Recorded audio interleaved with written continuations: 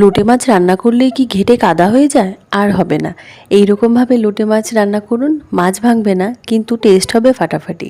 নমস্কার সবাইকে, আমি পূজা দত্ত আপনাদেরকে স্বাগত জানাচ্ছি আজকে আর একটা নতুন রেসিপিতে। আজকের রেসিপি লোটে মাছের ঝাল। প্রথমে মাছটাকে কেটে ভালো করে ধুয়ে নিয়ে লেবুর রস মাখিয়ে রেখে দিন। কিছুক্ষণ পর আবার মাছটাকে ভালো করে ধুয়ে রেখে দিন। কড়াইতে তেল গরম করে পেঁয়াজ আর লঙ্কা কুচি ভাজতে থাকুন। কিছুটা ভাজা হলে আদা রসুন বাটা দিন। আদা রসুনের কাঁচা গন্ধ চলে গেলে টমেটো কুচি দিয়ে দিন। সব কিছু ভালো করে ভাজা হয়ে গেলে হলুদ গুঁড়ো, জিরের গুঁড়ো, ধনে গুঁড়ো, লঙ্কার গুঁড়ো দিয়ে মশলার সঙ্গে ভালো করে মিক্স করে নিন। কিছুটা জল দিয়ে মশলাটা কষাতে থাকুন। মশলা কষানোর সময় পরিমাণ মতো লবণ দিয়ে দিন। ভালো করে মশলাটা কষিয়ে নেবেন, যেন একটুও জল না থাকে।